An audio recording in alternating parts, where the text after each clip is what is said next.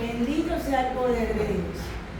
Es para mí un gozo, amén, poder estar en esta mañana con ustedes. Recording in progress. Poder glorificar el nombre del Señor primeramente, porque ese es el propósito que nos hace reunir, que nos hace congregar. Y esta mañana trajo el Señor a mi mente ese versículo que dice que cuán bueno, cuán hermoso es que los hermanos podamos, ¿verdad?, reunirnos y estar juntos en armonía. Así es. Y definitivamente es eso que se siente, la presencia del Señor, al ver sus rostros, ¿verdad? Porque es que estamos viendo, cuando uno ve los rostros de nuestros hermanos, uno dice la presencia del Señor está ahí. Y está trabajando con cada uno de nosotros. Amén. ¿Cuántos lo creen? Amén. Amén. Es un momento para estar alegres, es un momento para estar bendecidos y creer que tenemos la victoria. Estos domingos hemos estado hablando de las 7 iglesias. Inició nuestra pastora con la iglesia de Éfeso, continuó nuestro amado pastor con la iglesia de Esmirna, y en el día de hoy vamos a ver la iglesia de Pérgamo. Amén. ¿La iglesia de qué? Pérgamo. Pérgamo. Bendito sea el poder de Dios. Cuando yo leía acerca de esta temática, decía, wow, Señor, tú eres tremendo, porque es que el Señor, creo que en esta mañana está trayendo a nuestra mente, a nuestra memoria, para recordar qué vivieron nuestros hermanos hace mucho tiempo atrás, y sorprendente que eso mismo que ellos estén viviendo hoy en día, nosotros lo estemos viviendo. Y yo decía, Señor, tú quieres algo para nosotros a través de esta palabra. Y creo rotundamente que es llevarnos a esa reflexión, meditación de su santa y bendita palabra para ser mejores creyentes, mejores cristianos, mejores personas, porque debemos modelarlo a Él. Amén. Pérgamo es el nombre de esta ciudad. Esta ciudad fue establecida por los griegos más o menos a 12 kilómetros de Esmirna. Es una ciudad cosmopolita. ¿Qué quiere decir esto? A pocos rasgos o a grandes rasgos quiere decir que era una ciudad que tenía variedad de cultura.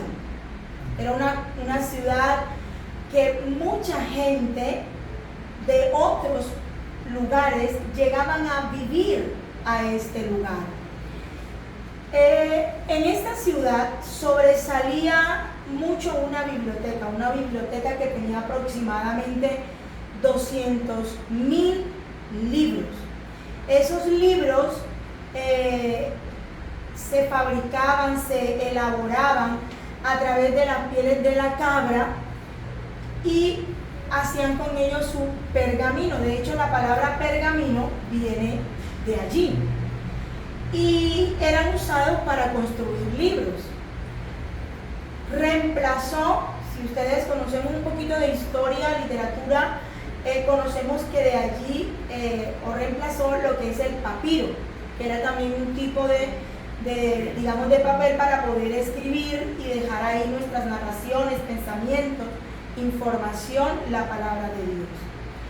Y este papiro era hecho de una hoja llamada junco.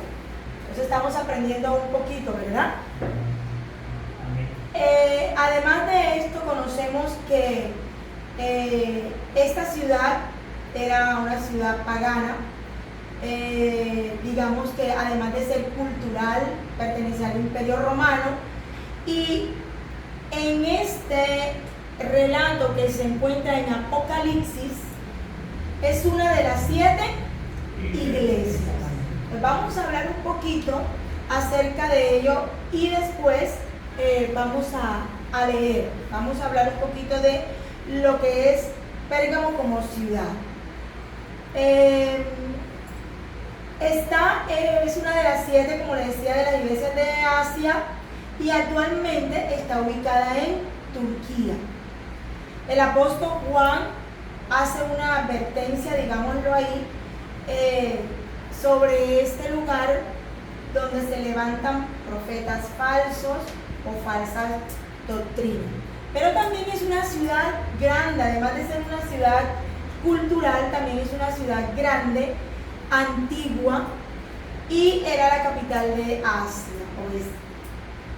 Como se decía, o como yo decía anteriormente, tiene una biblioteca importantísima, además de grande, después de la de Alexandria. Esta ciudad tenía cualidades. Era una ciudad muy peculiar, muy particular. Y es que a pesar de todo lo que se celebraba allí, tenían temor de Dios. ¿Sí? Era una ciudad que a Dios le agradaba la manera del comportamiento de muchos que permanecían allí.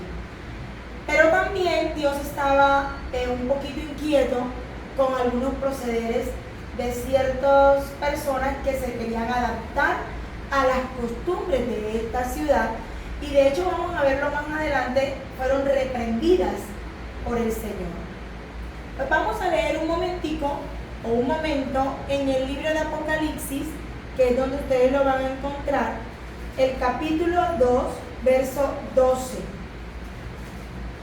Y escribe el ángel de la iglesia en Pérgamo, el que tiene la espada aguda de 2 filos, dice esto: yo conozco tus obras y dónde moras, dónde está el trono de Satanás, pero retienes mi nombre y no has negado mi fe, ni aun en los días en que Antipas, mi testigo fiel, fue muerto entre vosotros, donde mora Satanás. Pero tengo unas pocas cosas contra ti, que tienes ahí a los que retienen la doctrina de Balaam, que enseñaba a Balac a poner tropiezo ante los hijos de Israel, a comer de cosas sacrificadas a los ídolos y a cometer fornicación.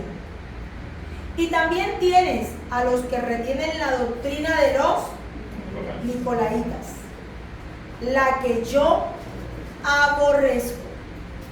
Por tanto, arrepiéntete.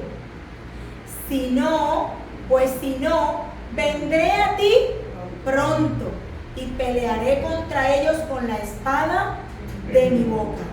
El que tiene oído, oiga lo que el Espíritu dice a las iglesias.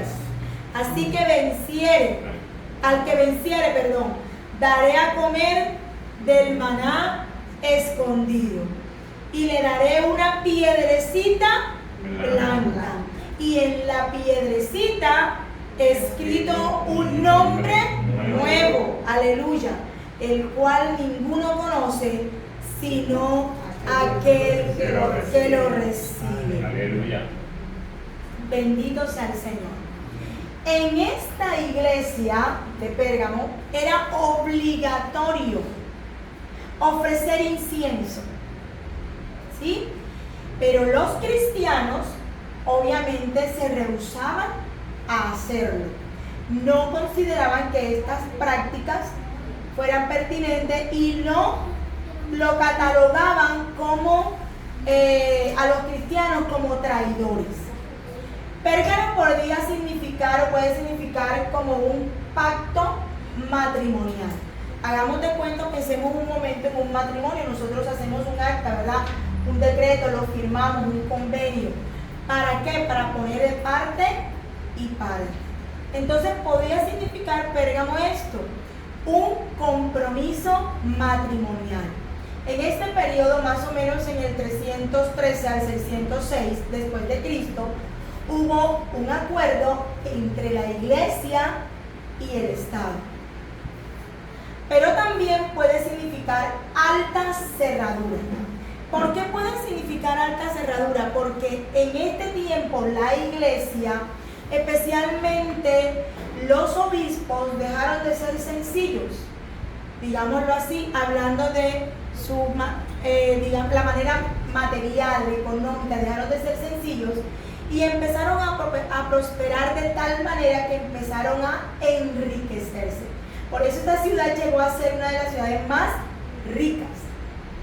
Y dejaron su humildad, por así decirlo, su sencillez, y comenzaron a vivir entre las altas cerraduras. De hecho, las edificaciones que se hacían en ese tiempo tenían la forma o la figura de unas cerraduras altas. Pero dice la historia que ¿por qué ellos hacían esto? Por las enseñanzas, como dicen las escrituras, en una de ellas, de los nicolaitas. ¿Quiénes eran estos nicolaitas, el cual el Señor dice la palabra que él aborrecía? Eran personas que se movían de acuerdo a lo que ellos les antojaban. Una persona que hoy en día, me gustó esto y te manejas hacia allá, me gustó esto y te manejas y no eres coherente con la palabra, con lo que dice el Señor, sino ¿para dónde va Vicente? ¿Para dónde va? A Dios no le agrada. Nosotros tenemos que tener discernimiento. No nos podemos dejar influenciar de personas que no tienen el conocimiento. Ojo, y no estoy hablando de ese conocimiento que muchos de nosotros adquirimos a través de un estudio. Estoy hablando de ese conocimiento que el Señor trae a nosotros, que es su inmensa sabiduría y única sabiduría. Amén. Amén. Les decía que Pérgamo era una ciudad rica, pintoresca. Sin embargo, los cultos que ahí se hacían eran desenfrenados. No había leyes, no había una prohibición. ¿Cómo eran ellos? ¿Por qué se llegó a tanto? Los pérganos eran personas muy tolerantes, permisivos, diría yo. Ellos toleraban estas cosas. De hecho, eran tan tolerantes que en esta época no hubo persecución para los cristianos. ¿Sí? No hubo persecución. La pena capital que allí existía para los que cometían indisciplina y todo eso fue retirada, fue quitada por alguien conocido en ese tiempo como Antipas. Antipas era un obispo de esta iglesia.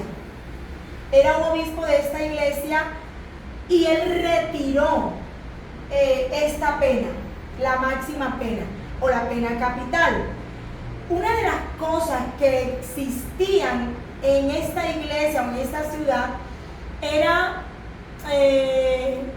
un culto a un dios que era más o menos como una persona, representaba una persona con una serpiente.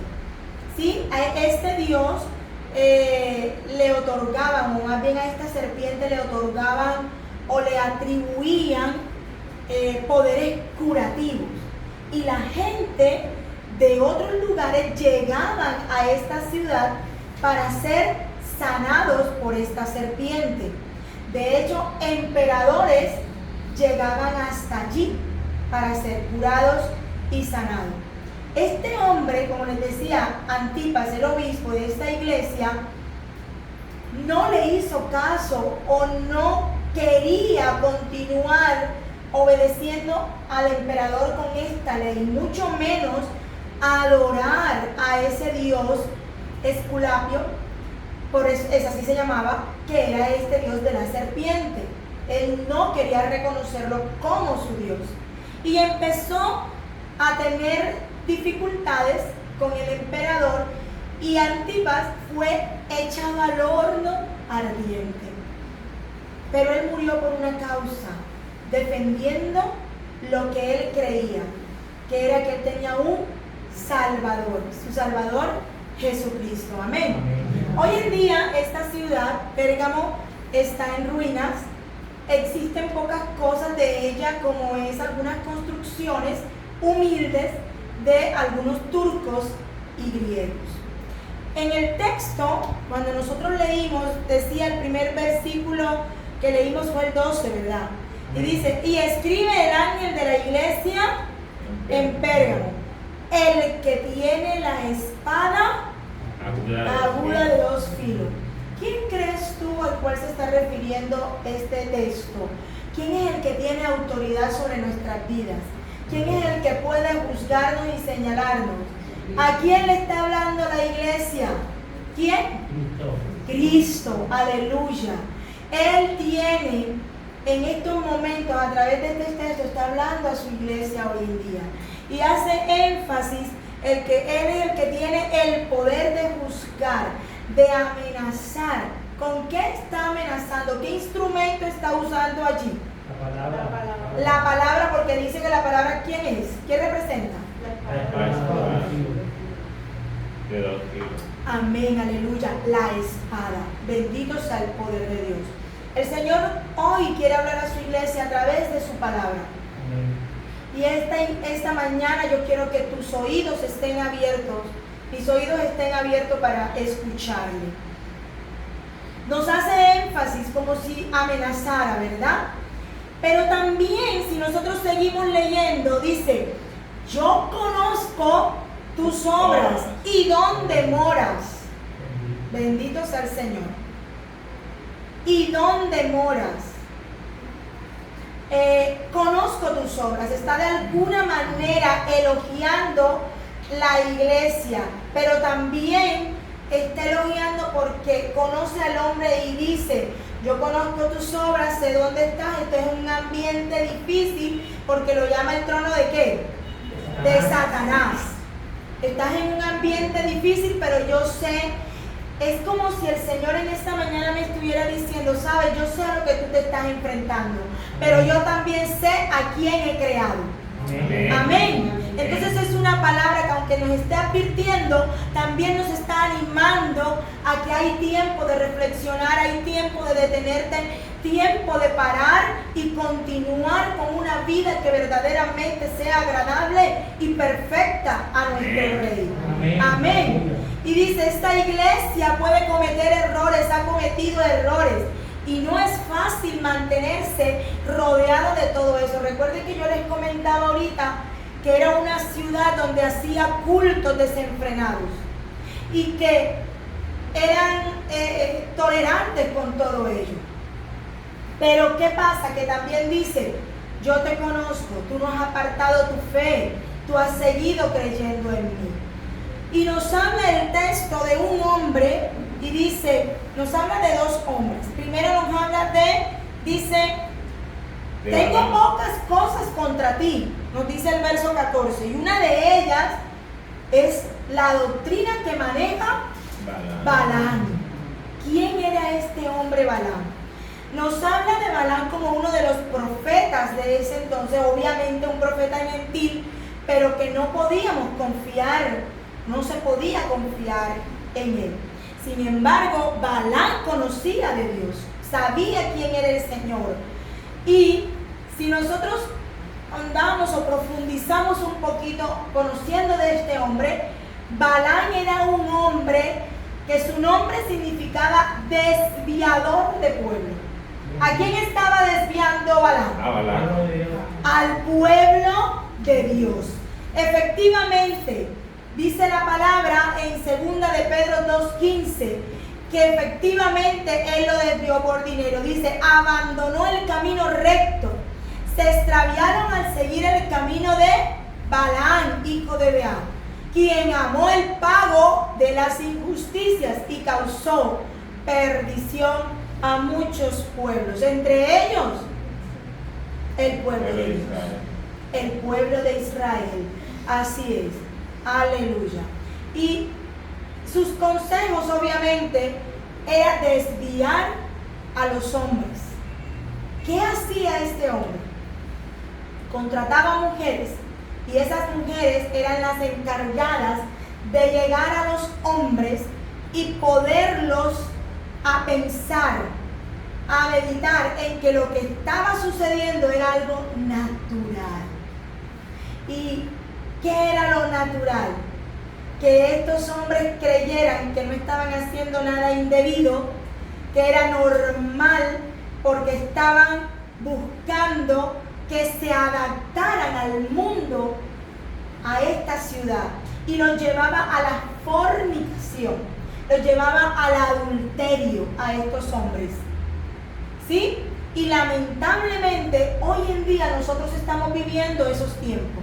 Para muchos de nosotros los tiempos actuales y lo que estamos viviendo es algo normal. Ahorita nuestra pastora a través de una alabanza escuchábamos y decía que nuestros ojos, ¿verdad?, pudieran estar fuera de toda contaminación, que nuestro corazón que lo guardara. Y es que nosotros hoy en día vemos muchas cosas, escuchamos muchas cosas que para el mundo son naturales, pero para nuestro mundo, un mundo de fe, un mundo donde creemos que existe un Dios, un único Dios que murió por ti, por mí, esto no es normal. Nosotros no podemos adaptarnos a las cosas de estos tiempos. Amén. Y lamentablemente por estar adorando o queriendo las cosas del mundo, nos vamos dejando lentamente arrastrar y terminamos haciendo cosas que no le agradan a Dios.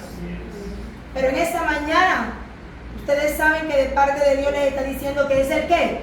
Es el tiempo de reivindicarnos con Él. Amén. Y clamamos al Señor por nuestra santidad, que sea Él ayudándonos. Amén. Amén. Estas mujeres no les fue bien. Dice la palabra de Dios en número 25:9 que ellos fueron castigadas. De hecho, el Señor los reprendió y fueron 24,000 muertes. Porque es que la vida que ellos llevaban no era una vida agradable. Y sí, efectivamente aquí se ve reflejado que esta muerte fue física. Pero ¿cuántos de nosotros como cristianos hemos muerto espiritualmente? Amén. Hemos dejado atrás lo que el Señor nos ha regalado, los dones que nos ha entregado. ¿Sabes? El Señor es tan grande y maravilloso que Él nos ha entregado a cada uno de nosotros algo distinto. Y todos somos indispensables.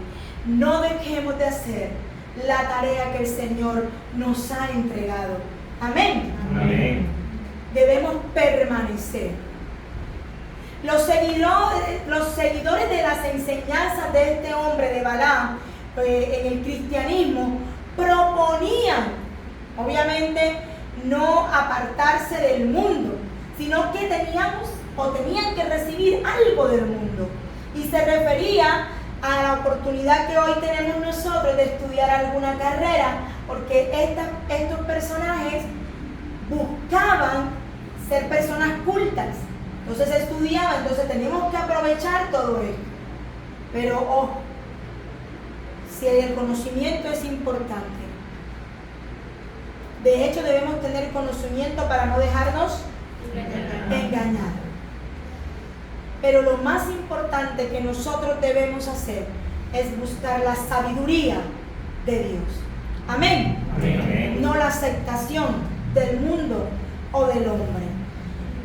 Había, sin lugar a dudas, gente que sufría mucho, gente que veía a sus hermanos en Cristo participar del alcohol siendo infieles, de participar de fiestas.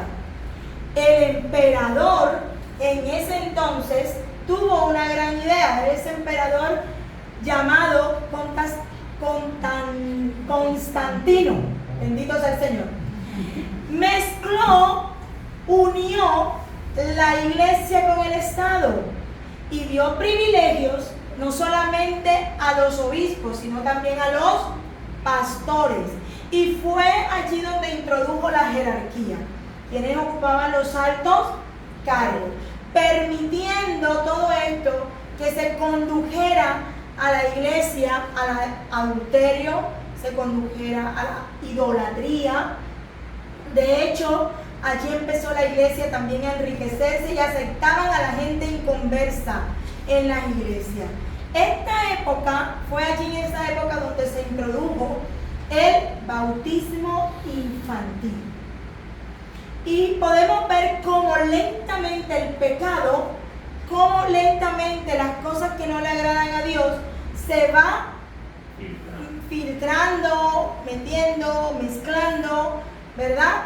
En los caminos de Dios, en los caminos de nosotros como cristianos en la iglesia. Dios es misericordioso y Él no se queda quieto, ¿verdad? De hecho, me encanta cuando dice, pero tengo pocas.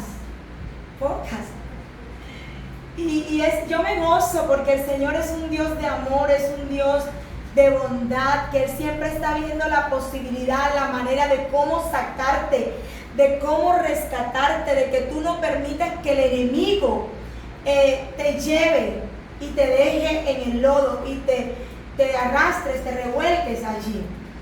Y la lucha de la iglesia empezó, su perseverancia de aquellos que querían permanecer, de aquellos que querían ser fieles, que no se quieren mezclar con la inmundicia, con la maldad, con la tentación. Y dice la palabra aquí, si nosotros podemos ver, dice la palabra que se van a sentar en la mesa. Aquellos que perseveran tienen como una promesa, se van a sentar en la mesa, ¿verdad? Y en la mesa dice, aquí el que venciere va a comer ¿qué? Maná. Y le daré una ¿qué? Una piedrecita blanca. Número 1, vamos a tener la oportunidad de estar allí con el Señor. Aquellos que vamos a vencer. Amén. Amén. Y que hoy hacemos un pacto con el Señor de santidad, de vivir en santidad, de continuar y permanecer. Nos equivocamos, borrón.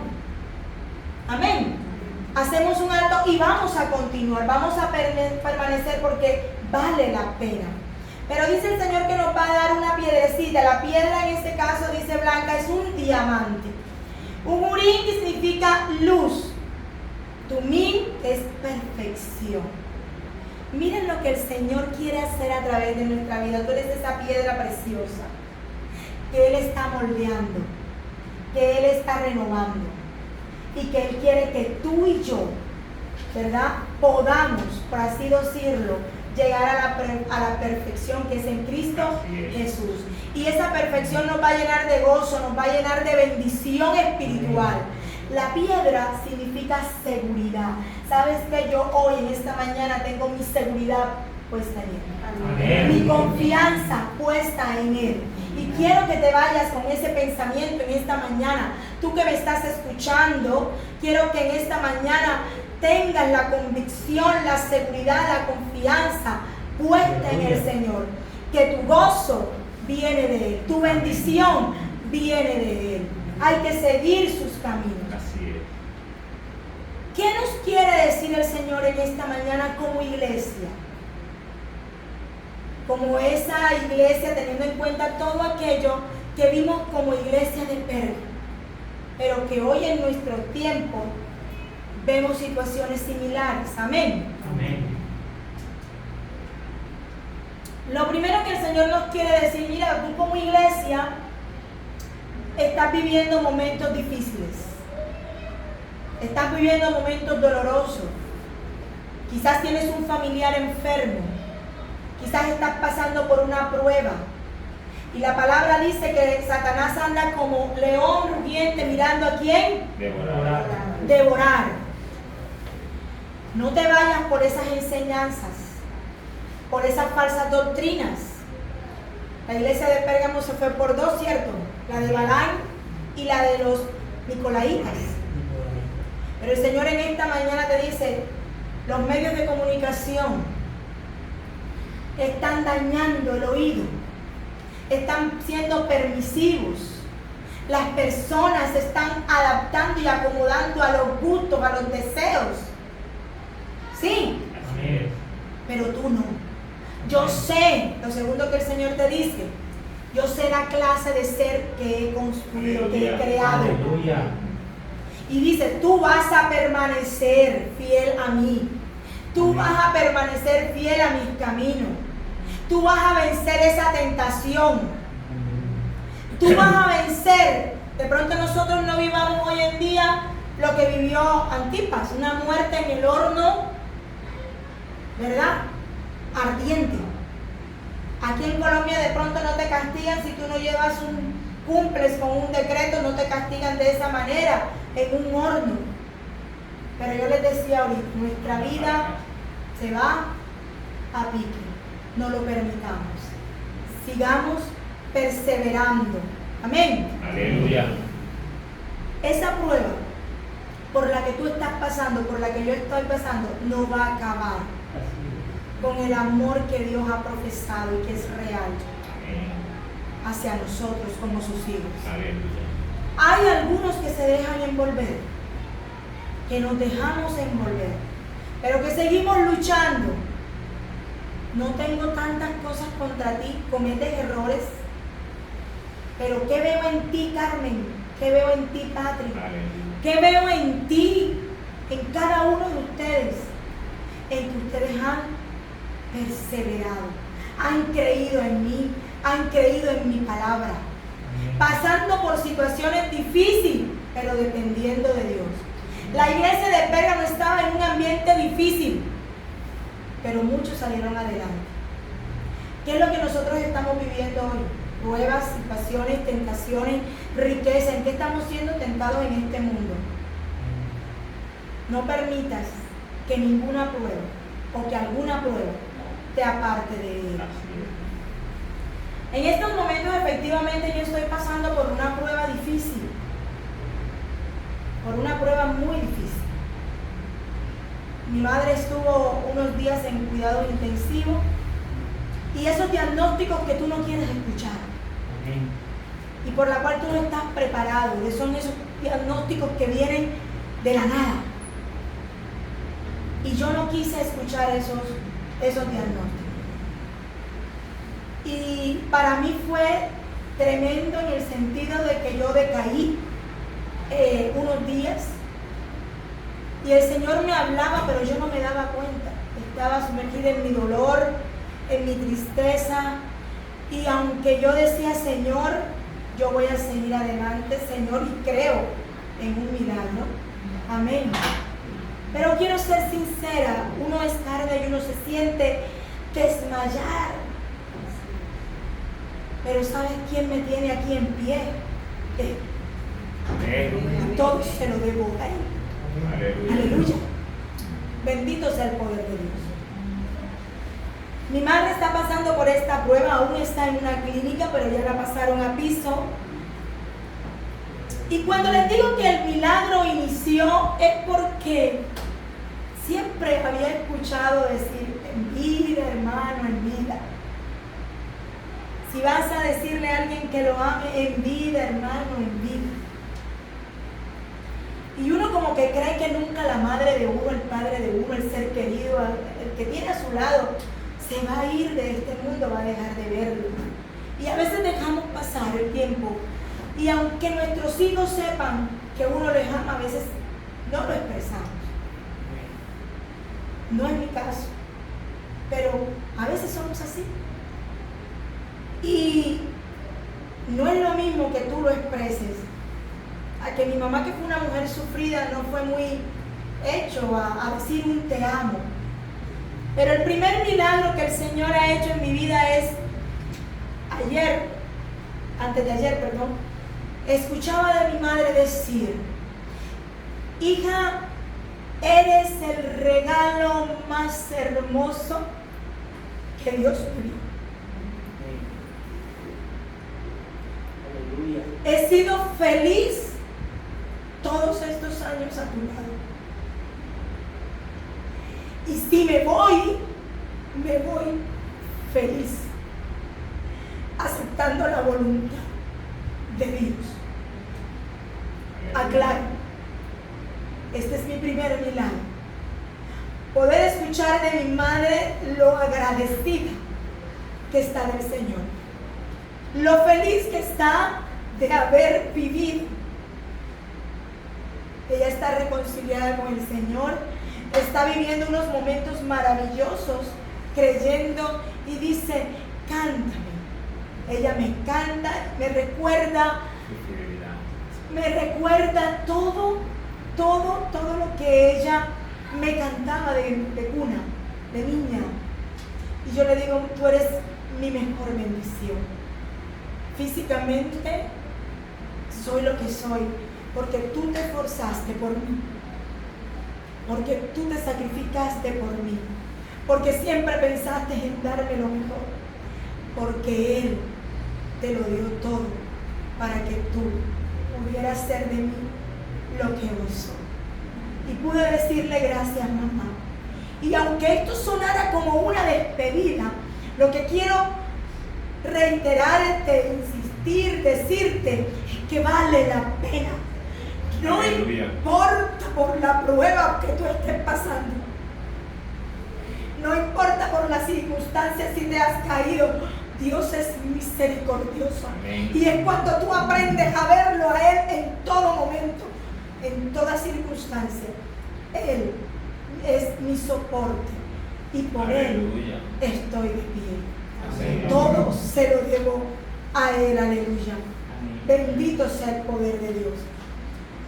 Hoy el Señor te llama, me llama al arrepentimiento. Lo dice, por tanto arrepiéntete, pues si no, vendré a ti pronto.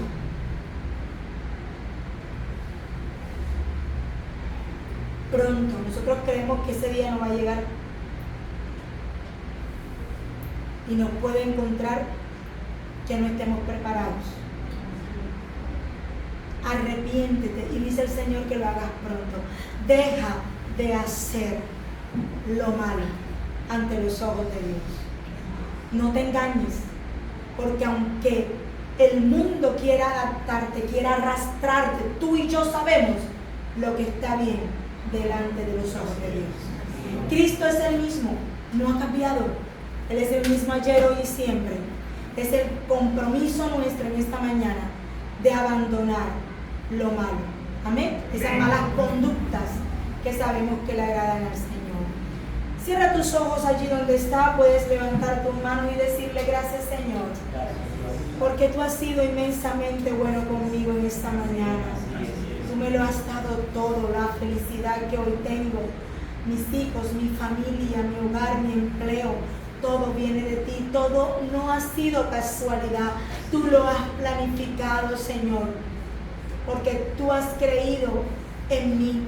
Cuando me creaste, sabías, Señor, quién era yo.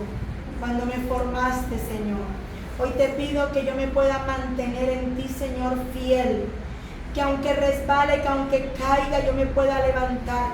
Que aunque sienta desmayar, tus fuerzas, Señor, me las das y yo pueda continuar. Permite que yo pueda vivir en santidad cada día, Señor, y que tu misericordia me alcance. Amén. En el nombre poderoso de tu Hijo amado. Gracias, Señor. Amén. Amén.